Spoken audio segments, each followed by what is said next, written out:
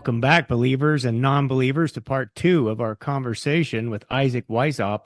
Today, we're going to finish up our conversation and we're going to talk about how to crack the code of symbolism about well-known movies and celebrities.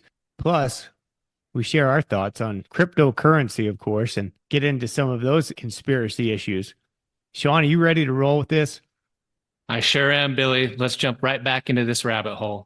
A lot of people are moving out of Hollywood. Let's get into that. You deal with celebrities all the time, but I'm interested in, I mean, hell, are they all pedophiles? Is this Epstein list all legitimate? And then why are they all being protected? You mentioned that earlier, but are they just so powerful that there's never going to be any consequence for the type of thing that was going on there? I admire your willingness to go into the deepest, darkest corners of this thing right off the bat, Billy. That's where Billy lives, bro. I love it. I didn't know if we were going to go to these types of areas. Oh man, I watch that stuff so much. It's just, and it quite honestly, it pisses me off to see that these things could have been happening right under our eyes, and then, of course, he dies of suicide, which to me, if you're a conspiracy theorist, that's on the top of your list right there. I mean, I don't even call that a conspiracy, but yeah, what happened and why are these things going without any consequence? I think, and of course, these are just my opinions and thoughts from reading a lot of different occult literatures and looking at it from the spiritual angle. If you go back to, all the way back to the Book of Enoch, where these were some texts they found in the Dead Sea Scrolls, where the great grandfather of Noah had these experiences where he had visions and talked to God and all this stuff. So, of course, take this with a massive grain of salt. But he talked about how there were these, in the Bible co-ops this too, in the book of Genesis, where there were these fallen angels called the Watchers, and they came to Earth and they procreated with the females and made this race of giants called the Nephilim, which, it ties us into that Miami thing. But some people say this is the bloodline of Cain or the bloodline of Seth, whatever. We don't need to get wrapped around the axles on it. But the idea is that in the book of Enoch, he talks about how the Watchers, these demonic fallen spirits, they taught mankind a lot of these various forbidden arts. That includes ritual magic and necromancy and talking to the dead. And of course, what do you see happening today? And this is, and I say these things, and I hope people don't think I'm being judgmental, because I'm a degenerate, like the worst of the worst of us. But I went down this path ghost hunting. I started ghost hunting in '99 with the my buddy in the military was in the Utah Ghost Hunter Society, and I joined him, and we started recording EVPs with the recorders everywhere. And I thought it was the craziest thing, because this was before I saw it on TV. And we were communing with spirits is what we were doing. And this is stuff that the Bible tells you don't do this stuff. And this goes all the way back to the Watchers. And I find it interesting that all these forbidden arts that God didn't want us to do, the Watchers, these fallen demonic spirits, were teaching mankind how to do. And that includes drinking blood and all kinds of stuff. And from this, you think, because cannibalism is another main thing you'll see when you research a lot of this stuff. You got pedophilia and cannibalism. These are kind of the most forbidden things, and you see this pop up oftentimes. And it's really bizarre. Either one is really bizarre and hard to wrap your mind around. But this goes back to the original sort of concept of evil. And the, going back hundreds of years, you had this entity called Moloch that they used to sacrifice their babies to. Like, these were literal things. And then you've got there's a thing called Shunamatism. I don't want to go too deep, but King David practiced this. And this idea of Shunamatism is that you could sort of vampirically channel energy from the youth. And from this, you've seen this trope many times, is this idea of old people don't want to get old and die. Of course, they want to stay young. They want this fountain of youth. And some people believe that there's an ancient practice that you could use to, I don't know, keep your youth and beauty and all these things. Right? It's like Hocus Pocus, like the Exactly, witches. Yeah, they want to be young, so they get it. Yeah. Shaun, it's funny you bring that up because I did a deep dive into Hocus Pocus in, I think it was 2020 or 21. I had never seen the movie. I wasn't my jam, but I watched it. And I do what I do with all my film analysis. I almost watch the thing frame by frame. I watch it multiple times. I take notes. I research. And the most shocking thing was that there's a book, I don't know, maybe 10 minutes into the movie when the Sanderson sisters are being persecuted by the town. They have this spell book and they drop the book. And the video, it zooms in and the pages flip by real fast. Yep, well, I'm with you. If you pause it, you can see what's written on those pages.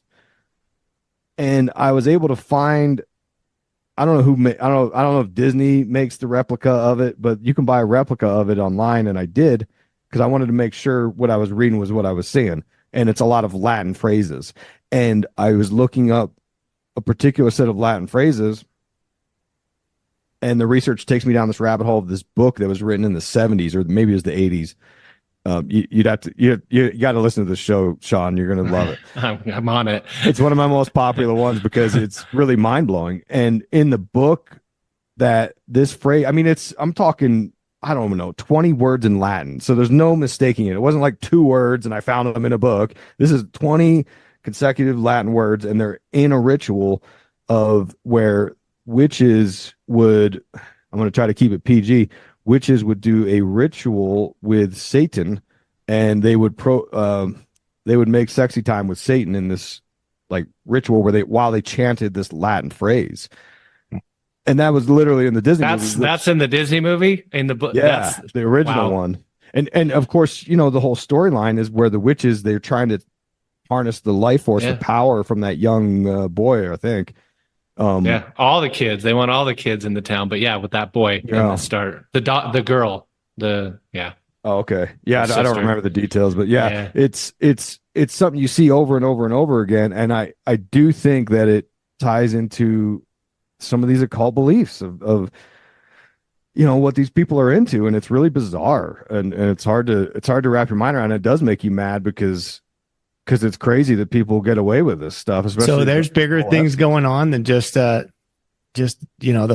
fantasy or the sexual desire. Do you think there's something beyond it? I don't know. I try to understand it, and I would think that what I would think is, okay, these are celebrities, and going back to the pagan theory is like, these are the modern day gods and goddesses. They can have literally anything they want. And I don't know, for some of these guys, they could have sex with any woman they want or whatever. Yeah. And they think, well, what's the thing that's going to really, turn the crank, and I got to have something that's forbidden or something. Yeah, I see. Yeah. But it also, people in regular life do this too. I used to watch that Chris Hansen show, To Catch a Predator, back in the day.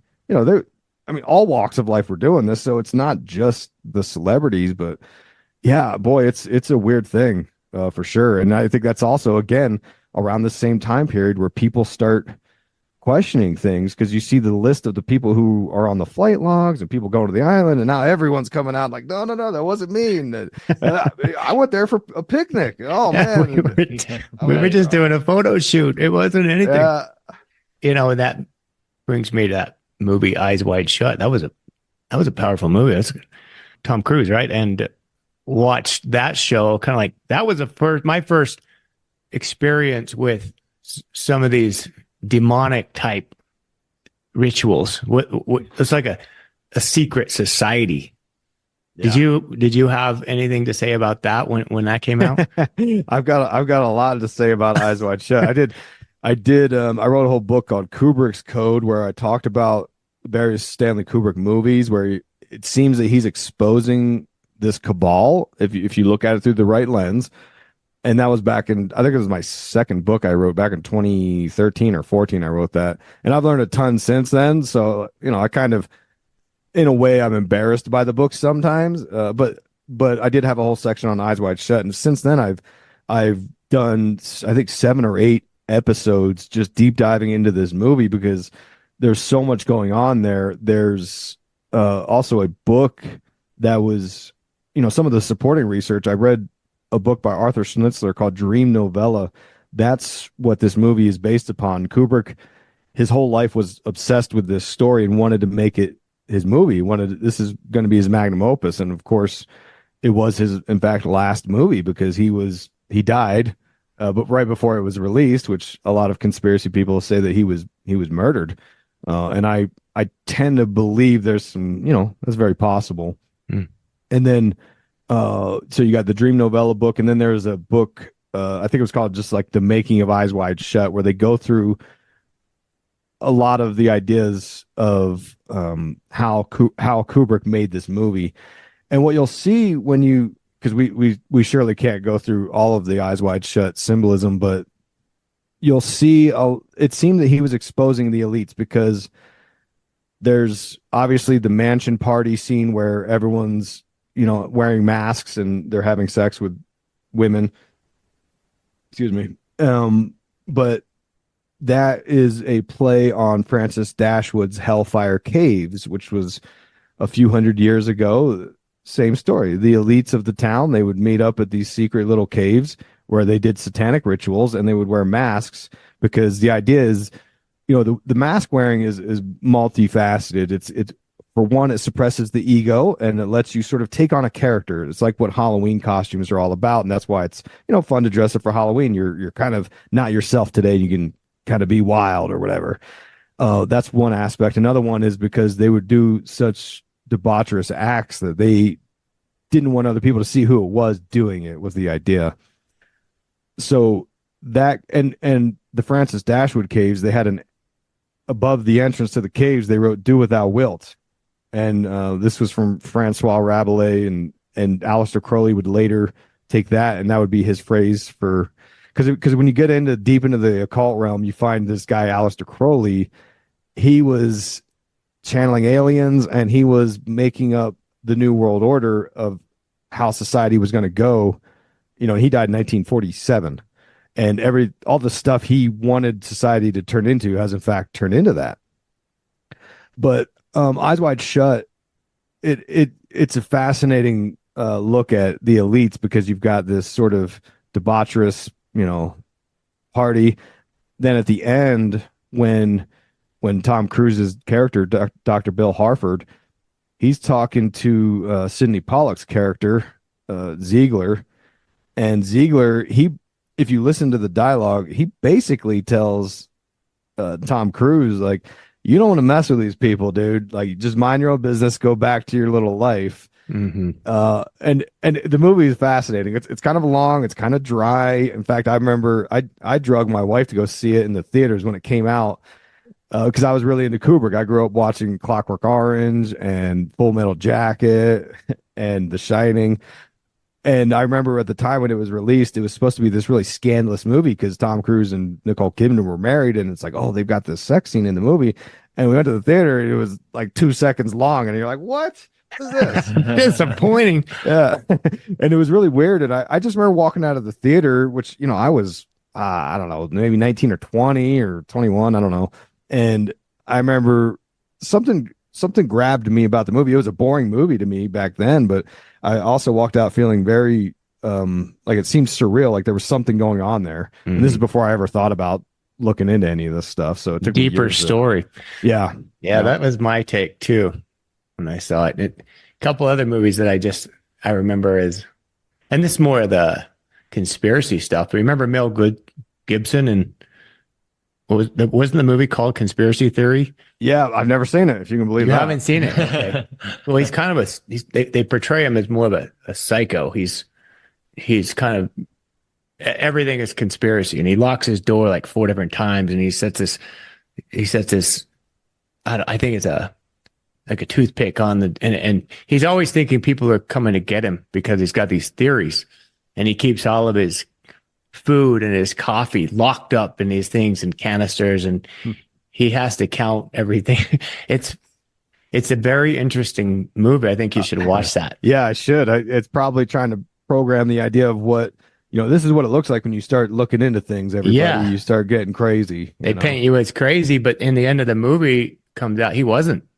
Yeah, he wasn't crazy. Oh, really? In the plot? Well, it's funny because in real life, Mel Gibson got into a bunch of trouble for saying some stuff, and I don't know. Interesting subjects, though. We talked kind of the first of the episode about how celebrities are maybe linked to being like Greek gods, right? You know, your Swifties and all the Katy Perry, I forget what they call those, and Lady Gaga has her monsters and all that. It's weird.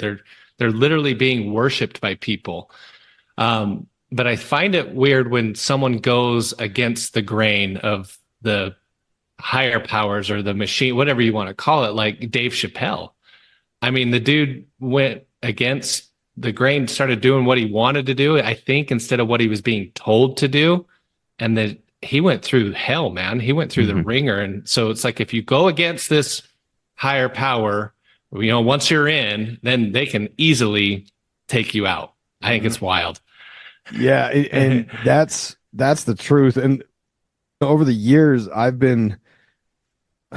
say this, and I'm not trying to sound like a jerk, but over the years, I've been approached by several Hollywood type people, production studios, and they have absolute control because they'll approach me. Hey, we're interested. We're thinking about doing a show where, we're going to explore different conspiracies and different things like this. And the first couple times I got those emails, I was really stoked. I was like, oh man, this is sick. I'm going to be on TV or whatever. Big time, man. Yeah, I made it. And when you would do, and you record, like, they call them sizzle reels or whatever, when you record and the process to make it to a Hollywood movie or a show, I mean, you got to thread a needle because it takes forever and they don't take on every project. Like I said, I bet over, since I've been doing this in 2011, I bet I've had, I don't know, maybe 10 real close calls where it was like, okay, I'm going to make it big time. I'm going to be in this movie. I'm going to be on this TV show, or I'm going to work with this famous celebrity. Because you wouldn't believe it, but some of these celebrities are interested in these subjects. And there was one guy, I can't say his name, but there was one guy who I was supposed to do a show with. I was so excited. I was like, oh, this is going to be sick. Two big time celebrities. And of course, none of it works out. But from the moment they start talking to you, they start grooming you.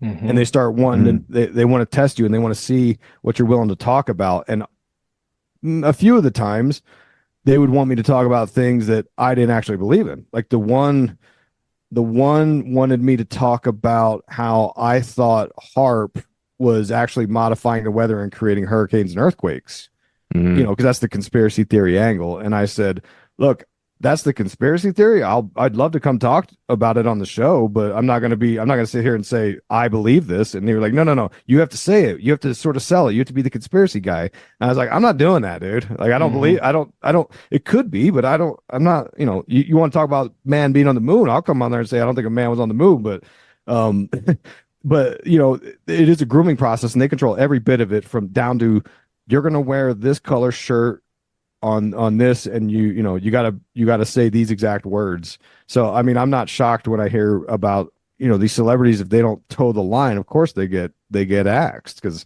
there's a lot of control behind that in the Hollywood system, from what I can tell.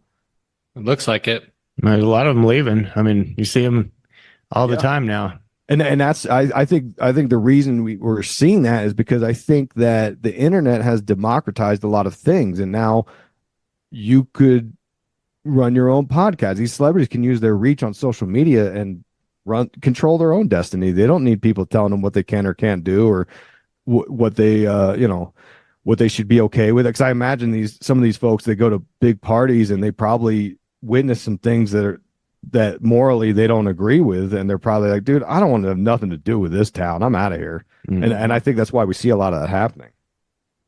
Tying some of this back in financial end, cryptocurrency has been around for a while. Started kind of out of nowhere, really. I don't think to this day anyone really knows who started Bitcoin as a thing, how it came about. I've heard theories, and these would be deep conspiracy theories, that it was out of Russia. It was Putin. And there's certain reasons, and believable reasons of why that happened. I mean, he's one of the richest men around, but of course you don't know that. And a lot of people put very bad paint pictures of how evil he is and corrupt, all those oligarchs are, and how much control they have. And, those are the types of societies we try to shy away from, and always cast this this negative shadow over it. But the Bitcoin thing and how it pertains to celebrities and this kind of like underground hidden network of currency and transactions and things that aren't traceable, and you can't find all the data behind it.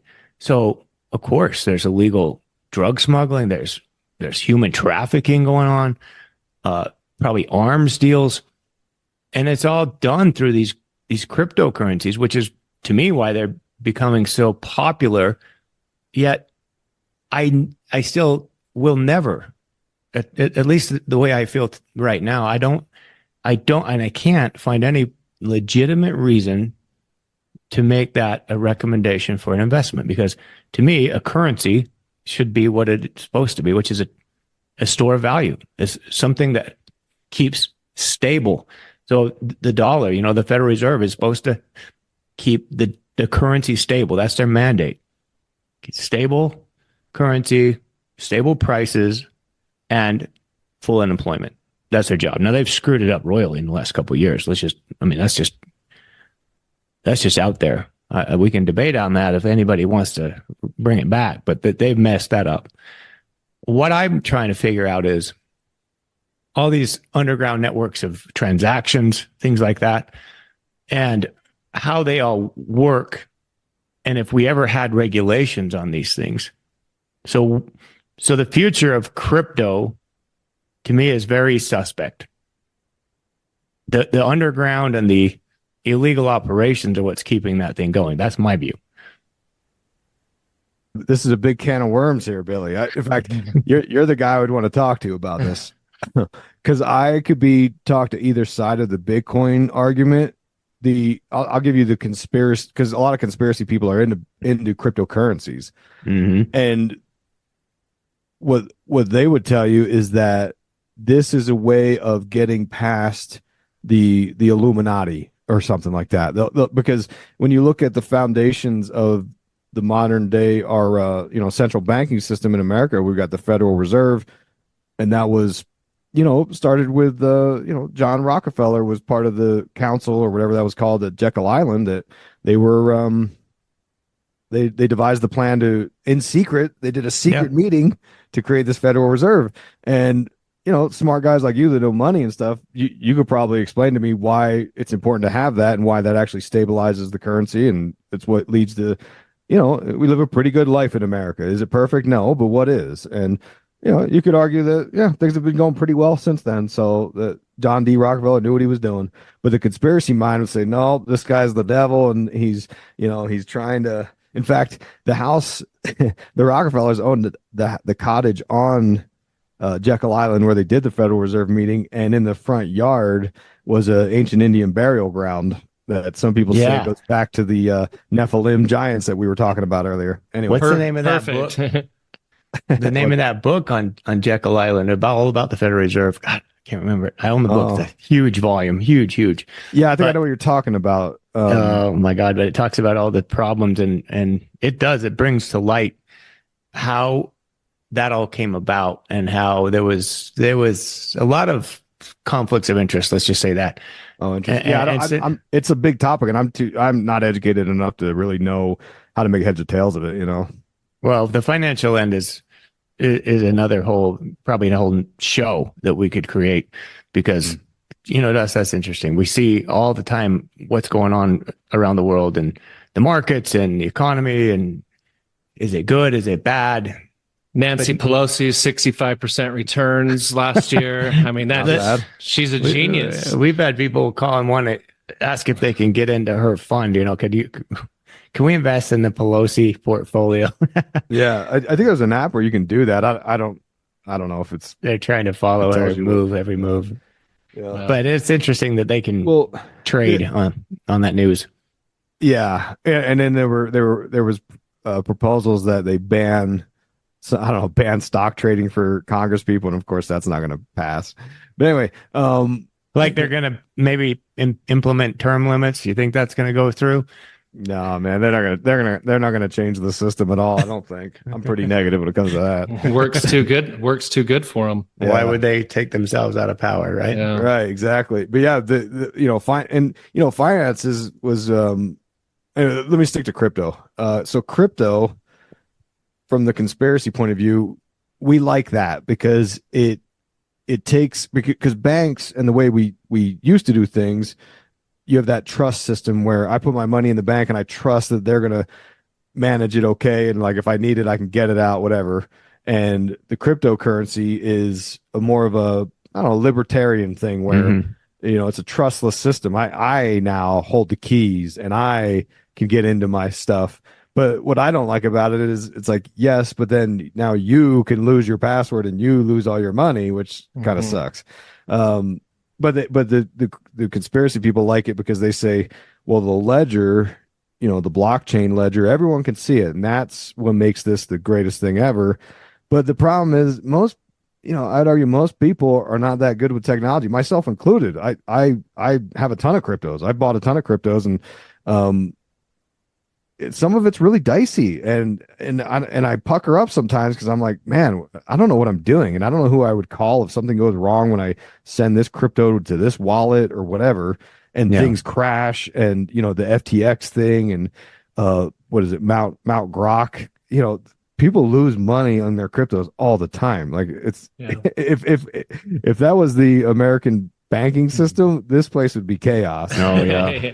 So I'm with, like I said, I could be talked to either side of this, but I don't think I think cryptos is not for everyone. I think it involves way too much like legwork and understanding of technologies that arguably nobody really understands entirely.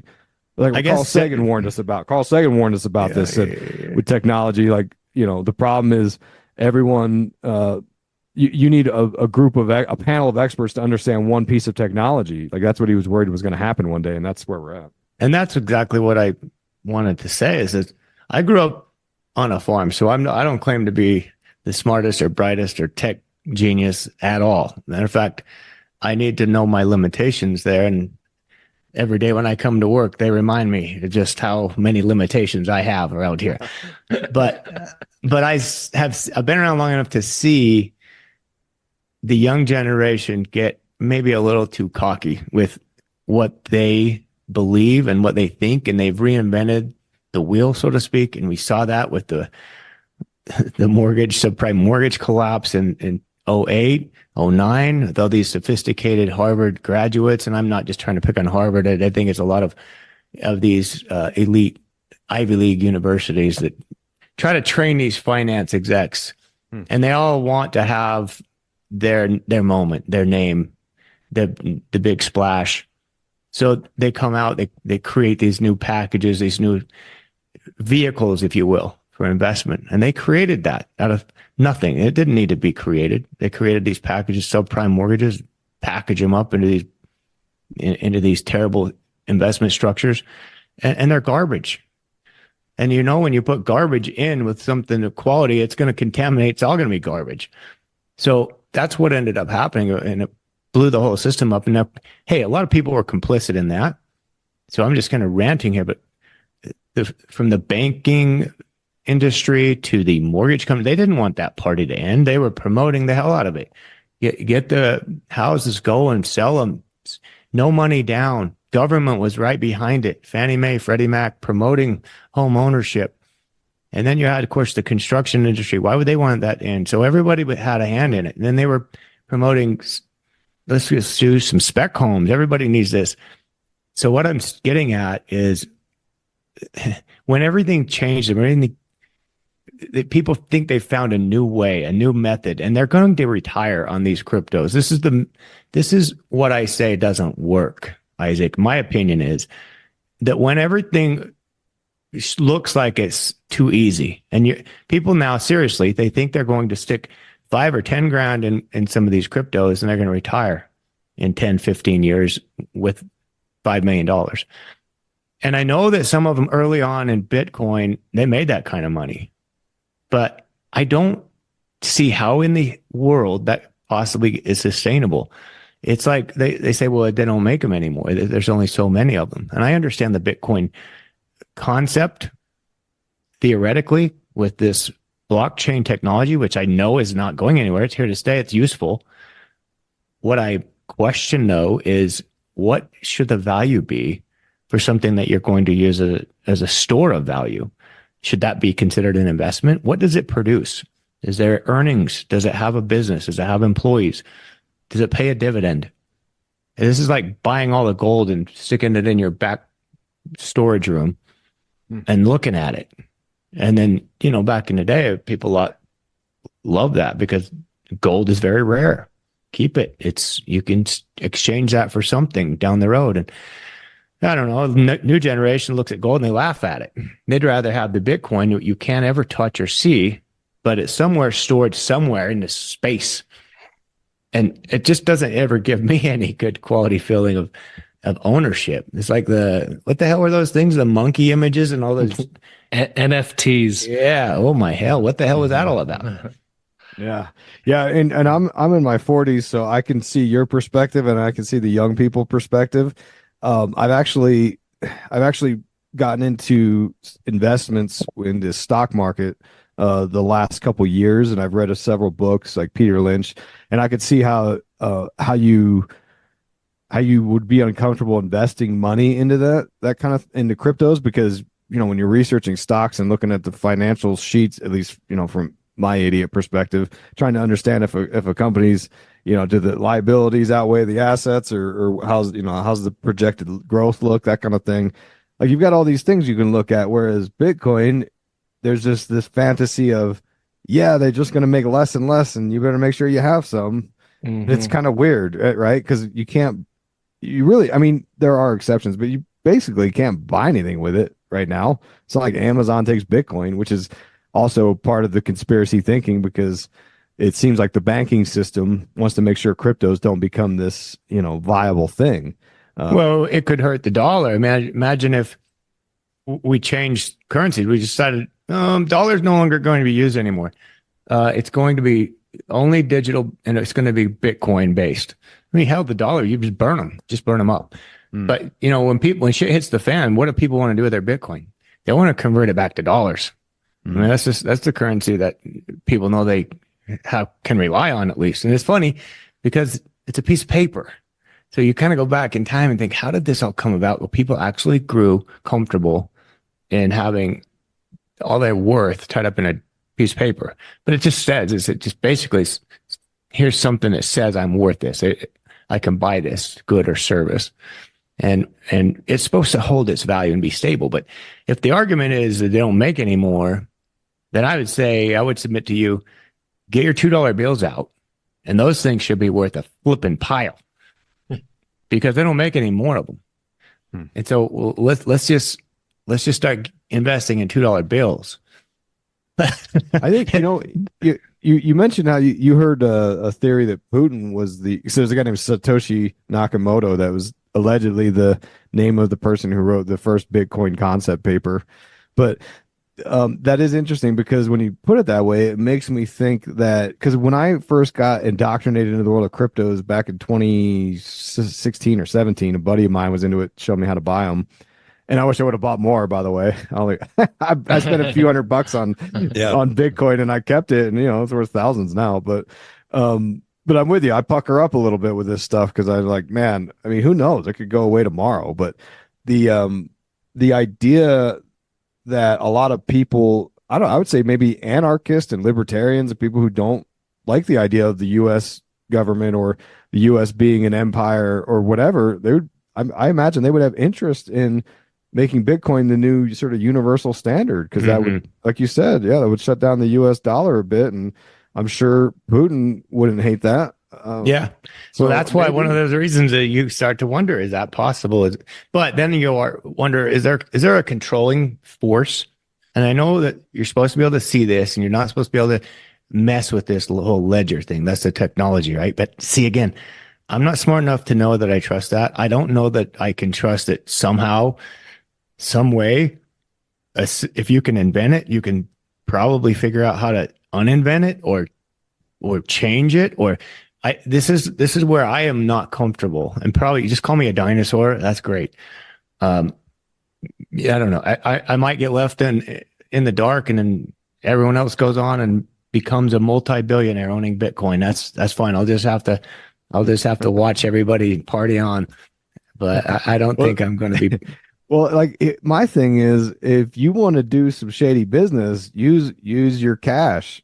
I mean, no one can really trace that. You know what I mean? Whereas like Bitcoin, you can literally see which wallets they're going to. So if someone can confirm you've got this wallet, it shows every movement you've made. So I would think if you're the Illuminati or you're the big eye in the sky, like the Bitcoin's the fantasy. You know, the cashless society that they talk about being part of the end times. I don't know. Yeah, I just go by what I hear and what I read. And so most of the stuff is probably wrong or incorrect. But I like to hear both sides. I mean, I'm not anti-information. I try to hear both sides of an argument, like you said, and understand what's the point behind it. But maybe I'm just biased because I don't trust the younger generation and all that they try to push out there, especially when it's supposed to be the next best thing. Because I've heard and seen it too many times in my career. This next greatest thing turns up complete bust, and everybody loses everything.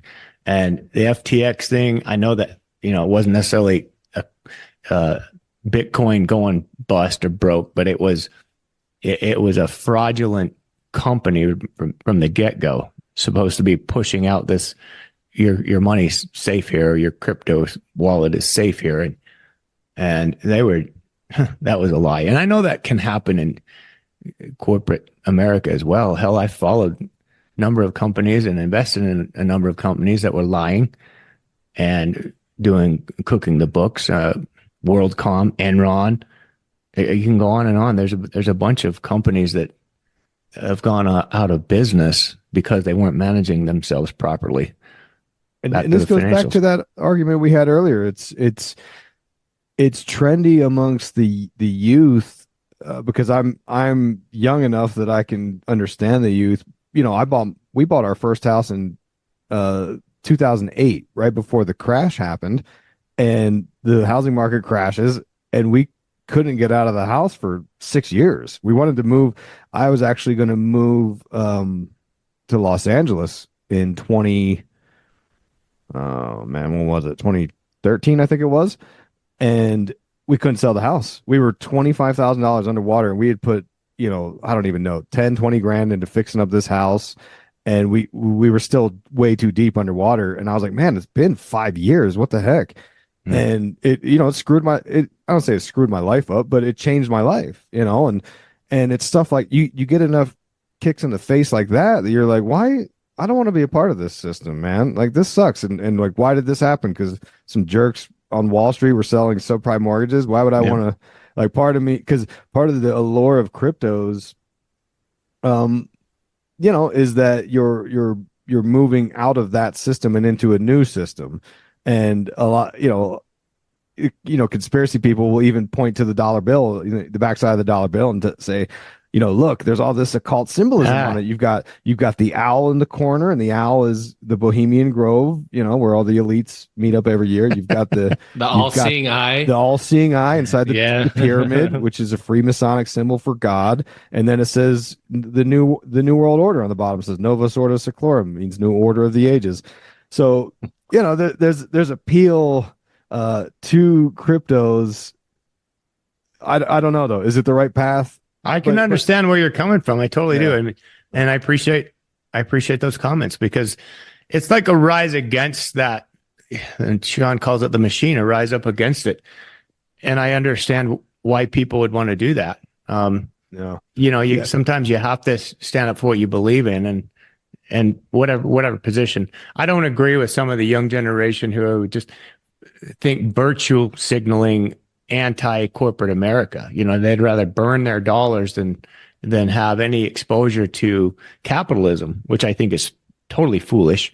That just to me, it just screams of victim mentality. Like, I don't believe in this, and it's like, I'm poor and I'm always going to be poor. Well, you don't have to be. I'd like to show you how you can be very successful, very wealthy, just by being a passive investor in a business that's already established. You don't have to do anything. Just invest. Just buy shares in it and continue to buy shares in it. But there is that, you're making an argument that I have to understand and be patient with. I think it's part of that mistrust in the institutions. You get burned, and I'm with you in the sense that I get it.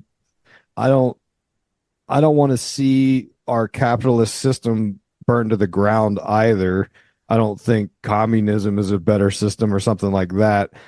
But free market capitalism, with enough checks and balances, it's a good system, and like it gives people a good way of life, and like that's what we're all just trying to pursue happiness. So yeah, and the you're talking about FTX and people losing all their money, and that just goes to show there is this idea that you don't really, not everyone understands the technology of what they're investing in with cryptos at all. I mean, it's very confusing. I've read a few books on cryptos, and I should know it off the top of my head to explain exactly how it works, and I'd have to sort of sit down and write notes out and be like, okay, here's what I think happens, and you're a very smart guy. I mean, you could rattle off names like you're an encyclopedia.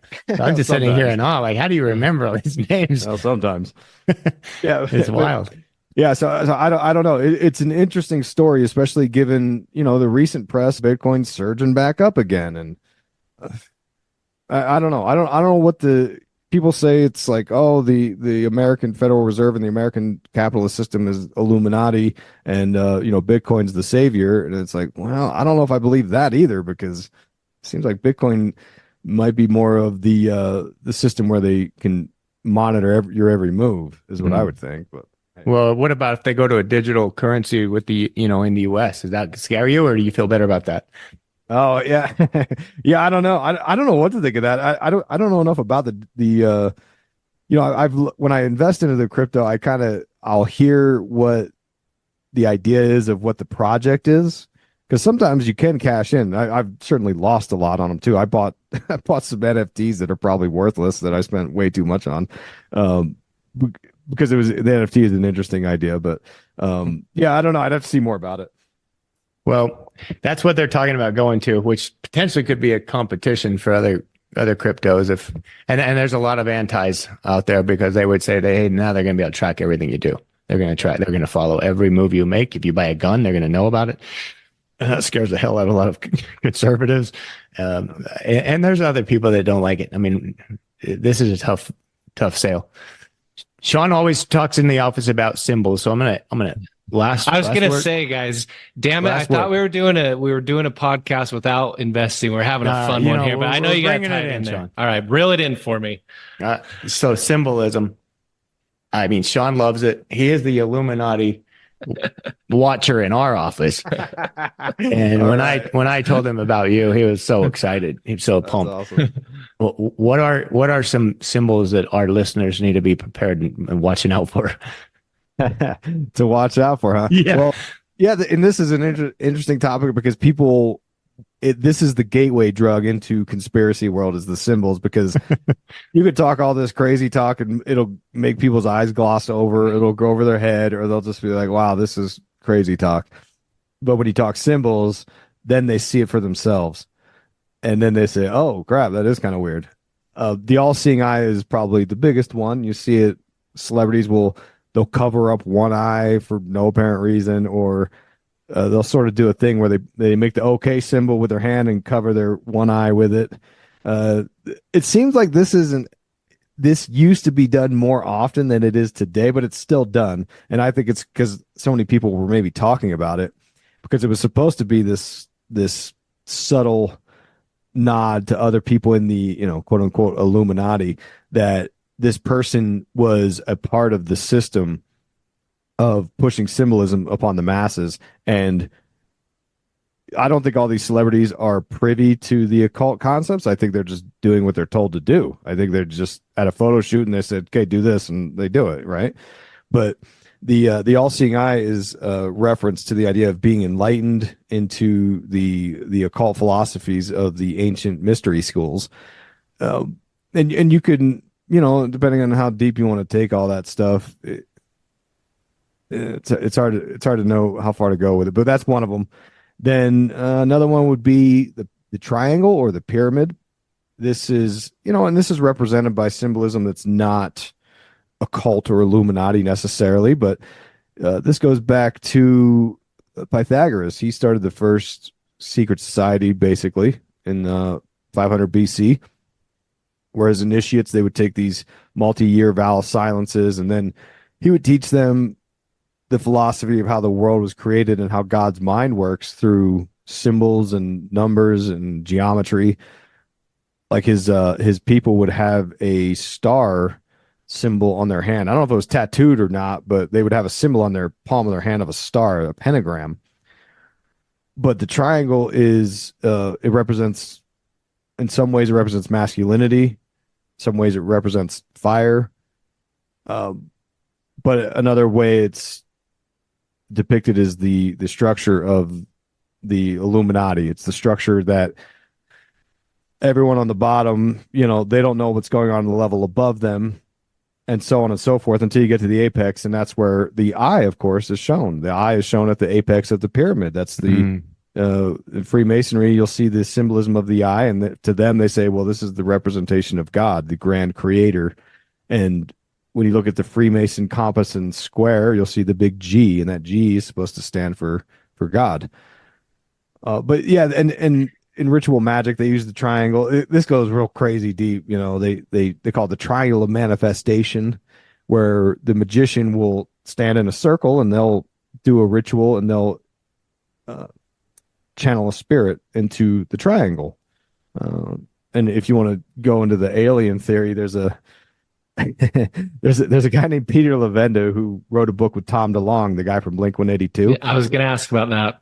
Yeah, have you? So the first book they wrote, it talks about the alien phenomenon, and he lays down, because I've read many of Peter Lavenda's books. He's a very knowledgeable on the occult. I think he still says that he doesn't practice it, but I don't believe that for a second. The Peter Lavenda basically lays out. He's the one I think wrote the entire book. I can tell by the way it's written.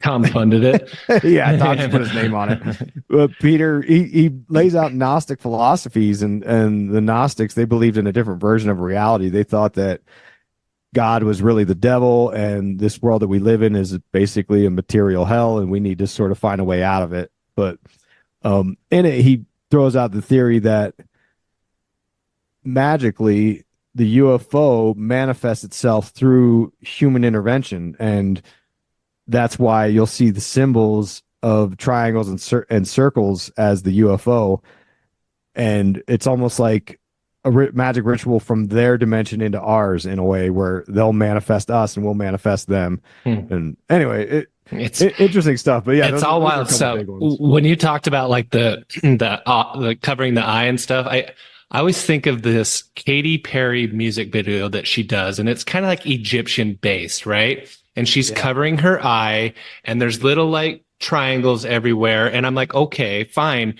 But why the song that she's doing this video to has nothing to do with pyramids and Egypt. And so it's like, why is that theme there? Who told her to do that? And she's obviously, well, maybe not obviously, but could be trying to send a message to all of her followers. And I don't know, that the symbolism stuff definitely gets me hooked in, but there's so many questions.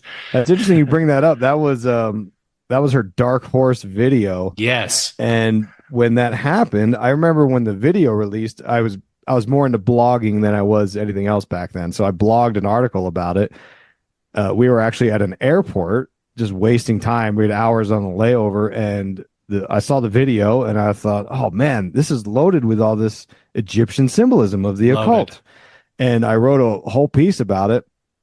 And then it was, a week later, the mainstream media was talking about this video, and the Atlantic wrote a piece, and they presented my information on the Atlantic about the conspiracy theories behind this music video. Wow, you didn't get kicked off of there, huh? No. but I think, one idea is that they're claiming there's this revelation of the method thing that's happening too. That's another theory about what's going on right now. And the mainstream media is allowing people to talk about these because they want the public to understand these concepts, but it can't come from, the president can't come out here and say, hey, we've got a way of channeling aliens and this is how we do it. It has to be sort of gently introduced by someone else, maybe, and then you start accepting it from a trusted source other than the government. Okay. Yeah, which is why some people think Tucker who Tucker's talking about aliens now, right? And some people say that Tucker's part of this because he wears a red string bracelet that is known in this philosophy religion called Kabbalah, which is a lot of occult stuff tied into it. But guys, we're gonna need a longer show, or we gotta go. yeah. We gotta go to breakfast or something. It's a paranoid little world. I mean, it is. Love it. Man, awesome. Isaac, there's so much going on right there. We appreciate you coming on the show. We're going to have you again. I can tell that we have a lot more to talk about. I'd love to. Yeah, for sure. Yeah. Thanks for joining us. Thanks for everyone for listening in today, and we'll see you again next time. Thank you for listening to Harnessing Your Wealth with Billy Peterson. Before we declare the race official, please click the follow button so you can be notified when new episodes become available. For more information about today's show, please check out the show notes. Visit our website at www.petersonws.com or give us a call at 801-475-4002. Once again, thank you for listening. The information covered and posted represents the views and opinions of the guest and does not necessarily represent the views or opinions of Peterson Wealth Services. The content has been made available for informational and educational purposes only. The content is not intended to be a substitute for professional investing advice. Always seek the advice of your financial advisor or other qualified financial service provider with any questions you may have regarding your investment planning.